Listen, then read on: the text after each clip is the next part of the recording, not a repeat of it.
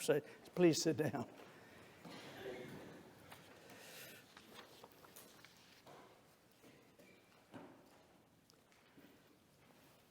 Our scripture this morning is from one of Paul's letters to Timothy, in which he encourages Timothy. Timothy had been one of his companions for a long time, and he had gone on to a church to lead, and Paul stayed in touch and sent a letter, and in that letter he reminds Timothy I think he's trying to encourage Timothy to don't be shy about talking about Jesus, kind of thing. And he had strongly supported him as best he could. And it reminded Timothy that there were two women in his family who had been so strongly pushing him, leading him into his faith. And Paul wanted him to be reminded. He knows more maybe than he's preaching. Our speakers this morning will tell us about people who have inspired and encouraged them in their lives, in their faith, and their support of the church. So that's what's next. When Walter asked me to speak about individuals who have helped shape my faith development, two people came to mind, my mother and my old friend, Father Dan O'Neill. Through my mother, I learned what it meant to have faith. And through Father O'Neill, I learned what it meant to exercise that faith through service. My mother was a religious woman, a devout Catholic. Her faith provided her quiet strength. She displayed it on a regular basis by attending church and through her prayers. She prayed not only for help and guidance, but also often to give thanks. We were taught to be thankful for our blessings, as well as for the strength we may need throughout the day. Even when my father died from cancer when my mom was only 59 years old, she did not become bitter towards God or Jesus, but instead turned to them for strength and to give them thanks for all she still had. And later, when she spent her last 15 years battling Alzheimer's, it was her faith that gave her strength. At least in front of me, she never asked why this was to be her fate, but offered prayers of gratitude for everything she still had. In my life, I have practiced that faith. I pray short prayers daily, not only asking for guidance or help, but giving thanks for all my blessings, whether they be big or small. Whether it's in dealing with my family issues, work issues that I used to have before I retired, or the medical hurdles I've faced, and I've faced many, including a recent bout of COVID, I always try to offer thanks for the good around me, as well as putting my faith in Jesus to see me through the issues. Sometimes the smallest moments are the biggest treasures, and I always try to remember that and try to remember to pray in thanks for that. Dan O'Neill was a friend of mine since I was in junior high school, and he was a student teacher there. In that time, Dan developed a friendship with me and several of my friends. He would take us to Philadelphia Phillies games or Philadelphia 76ers games when our fathers couldn't or wouldn't. Dan also learned in that time that he wanted to do more for people and for God, and he gave up teaching and soon took up the ministry. He became a Catholic priest a few years later, and several of us attended his ordination at the time. In the following decades, Dan dedicated himself tirelessly to the service of individuals within central Pennsylvania, and we remained good friends even though I no longer was a practicing Catholic. Dan tirelessly aided others, whether it was members of his congregation, prisoners, those in hospitals, or even those just in his general community. Although he was later stricken with cancer and battled it for years, he continued to serve and worked as hard as he could for all of the people around him. One of his proudest moments was being asked to offer a prayer at the official opening of the Flight 93 Memorial. His zest for life and his faith, while giving so much of himself for others constantly, always impressed me and influenced me in how I tried to act. It is in a similar type of faith and dedication to the community that Lisa and I have witnessed here at Doolin. They are among the several things that have positively influenced us at this church. I've endeavored to honor God and Jesus through my service and through my giving. To me, that is what faith in action is all about, and I am proud to be a small part of it here at Doolin. Thank you. Hi, everyone. My name is Robin Moorey. I may be a new face to some of you. I came to Doolin attending the late service in 2019, so not too long before the pandemic, but I have been attending virtually here from my home in Durham, North Carolina ever since. So thinking about who has encouraged and inspired my faith has been a challenge because it was very hard for me to think of specific people and specific moments. And I realize now that I've been so blessed to have so many people who have supported me in this way with different aspects of the church. I grew up in the Presbyterian Church in a church-going family on both sides, and I have so many special memories from so many family members in how they welcomed and encouraged my faith. My grandfather on my mom's side, Rafael, he was a Presbyterian minister in Puerto Rico, as were all of his brothers.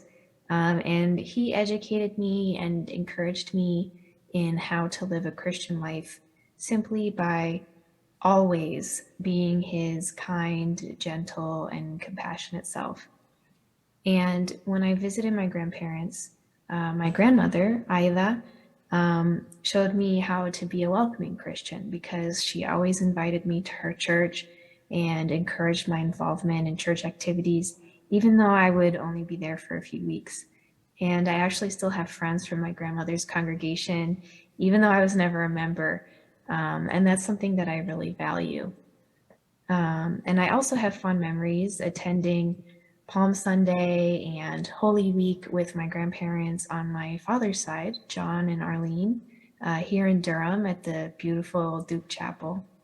And this helped me to learn and appreciate some of the really beautiful old traditions of the church. And lastly, of course, my mom, Miriam, who has always been patient as I've navigated my faith journey. She let me make my own decisions about my faith, even when I end up at Doolin with the Methodists.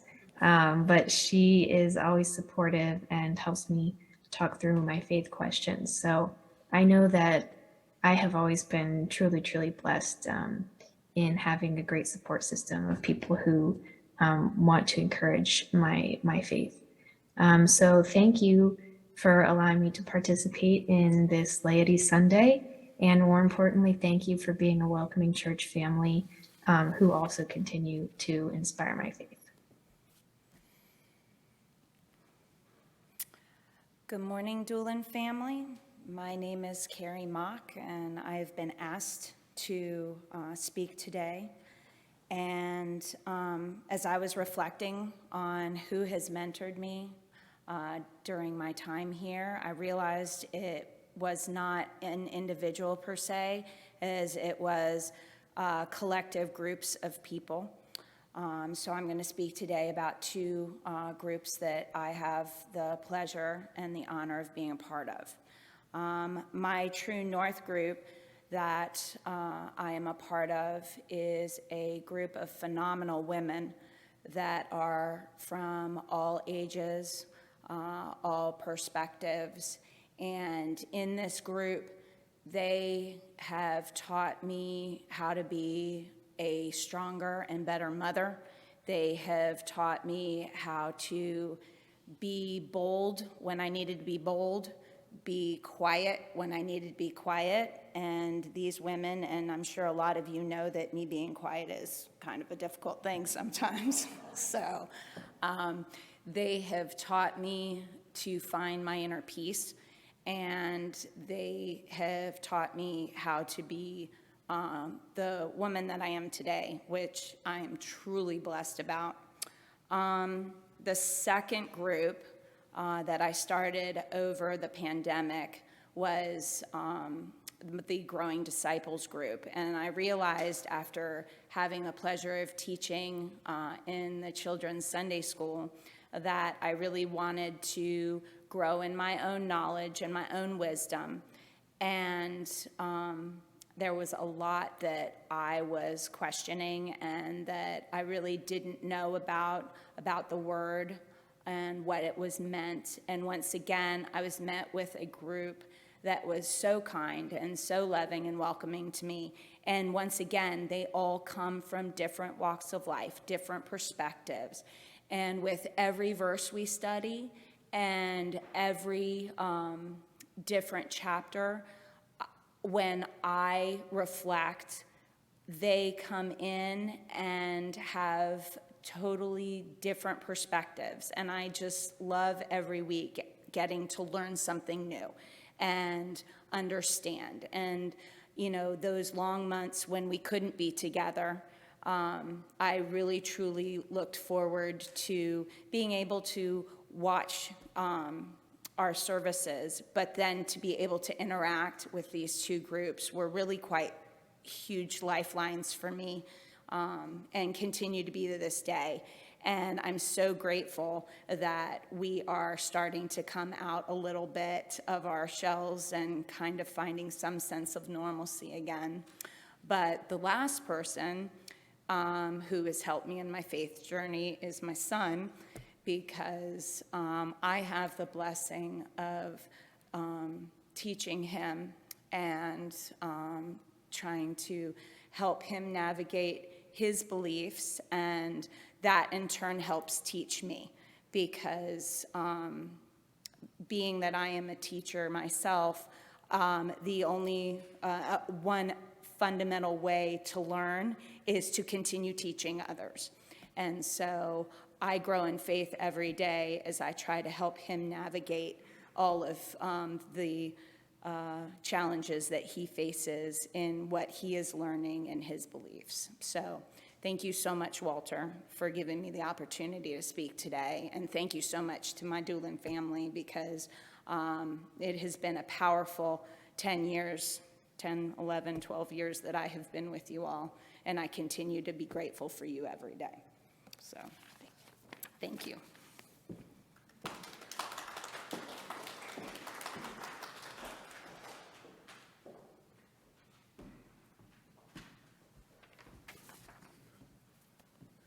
Good morning, Doolin Church. My name's Brian Mock, and I have the pleasure of speaking to all of you about 3 people that have really changed my belief system and all of that about this church. So the first person that I really like to thank is Mr. Wilbur. Mr. Wilbur has always been there, whether it was for Hope Ministry or just in church, always laughing at what I did, no matter how weird or anything that it was, and has really inspired me to be the best version of myself. And he's one of the reasons why my love for sports was also. The second person that I would like to thank is Mr. Jesse. Mr. Jesse has always been sort of my grandfather in a way, whether it was protecting me from getting in trouble or just talking to me about life situations, how to get better at things, and just telling me how to be a great man, father, any of that stuff. And yeah. The third person that I would like to thank is Walter, who has been my mentor in getting into the youth group here at Doolin Church. He's a ray of sunshine to all of us. whenever he walks into the church and my mom sees him, she just has the biggest smile ever. And when I was looking at him today, he was giving multiple people fist bumps, and they were very happy about it. And he just gives a positive attitude. He just is a great person that I would like to be, even though I know that it would be hard to match up to his greatness. And I'm honored that he would have picked me to speak to all of you about these three people that have really changed my perspective about everything here, taught me everything that I know, and thank you.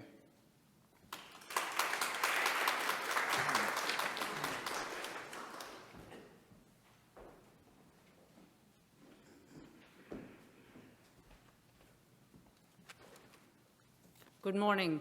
My name is Sunita Lowe, and I want to thank Walter for putting this together because it did give me an opportunity to reflect and think about something we never think about, or I don't think about a lot, as to the people who have been important in my faith journey.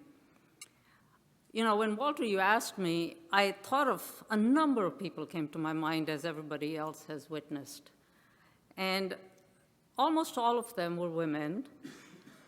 And today's my mom's 90th birthday. It couldn't have fallen on a better day. And my mom and my dad, as all of you have said and think, have a huge impact of my life. They were, they set a wonderful example. But today, I want to share about the spirit of women in the church and how it has influenced my life. You see, I've been blessed to have been part of 10 churches in 3 different states. I met many faithful women who have been examples of and witness to their faith. These are ordinary women with different spiritual gifts and personalities. But one thing in common was they each generously used their gifts for the good of the community. Being with them and watching them use their spiritual gifts, I was inspired to think about and acknowledge my own spiritual gifts. These were not perfect women. They were not saintly persons, often vulnerable and seeking, but that is why they are such great examples of a faithful person. There was Marty Maxwell in Syracuse, who became a big sister to me as I was pregnant with my first child, who supported and loved her husband through uncountable number of jobs and moves to different places as he squandered the money he made, going from feast to famine many times. She did this with a sense of humor, laughter, dedication to her 4 sons, with generosity and kindness to everyone around her. She fought the good fight, finished the race, and kept the faith. Her vulnerability, endurance, and perseverance were her gifts. Jean Brown in Rockville, who opened her home to any misfit, any single and lonely person, and somebody like me who was married to a seminarian, no idea what being a preacher's wife was, her gift of hospitality. Marie Johnson in Ferrum, who radiated, who oozed love. Now, she came as close to a saint as I ever met, a simple woman who showed the loving kindness and acceptance for everyone, an embodiment of Micah 6:8 that we just read in the prayer of confession. As I get older, I realize she was not monetarily well off. Yes, she was one of the richest persons I've ever met. Alice Klein, with the gift of knowledge, leadership, administration, she stood up to many old guard white males in our church to show what things could be and must be and how they must be done differently. I think of her as my steel magnolia, who in her sweetest South Carolinian accent could get her point across. she could really put you in your place in the sweetest way. Sybil West, with her gift of prophecy and discernment, I learned from her the importance of speaking truth to power, to challenge the status quo. She challenged mine. She has joined the Poor People's Campaign with Reverend Barber, and because of her activism, she has been arrested and jailed many times. And finally, I want to share Mary Allen Ingram, who has the gift of prayer and a deep, abiding faith in the power of prayer. You know, but what I recall most about her is her giggles and her laughter. Like I said, these were just ordinary women who just lived their faith, and there's a handful of examples. There's so many brave and vulnerable women, and many of you are sitting right here in Doolin, whose deep and abiding faith have seen them through difficult times of sickness, losing their spouse or a child, and yet they find joy and community through their dedication to the church. Paul was telling Timothy not to be timid in his faith because he had the support of Eunice and Lois. Paul was correct.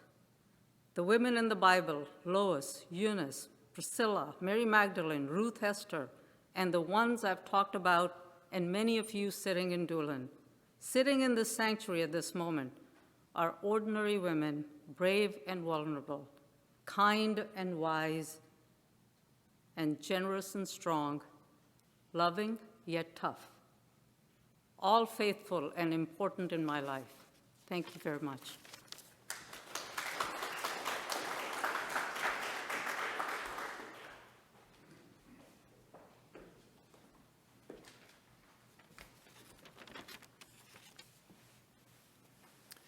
My name is Chapman Taylor. Good morning. And I too would like to thank my dear friend and prayer partner, Walter Hilton, for this opportunity.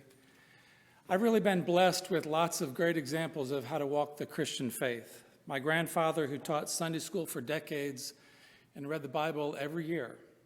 My father, who was a pastor and very involved in works of social justice.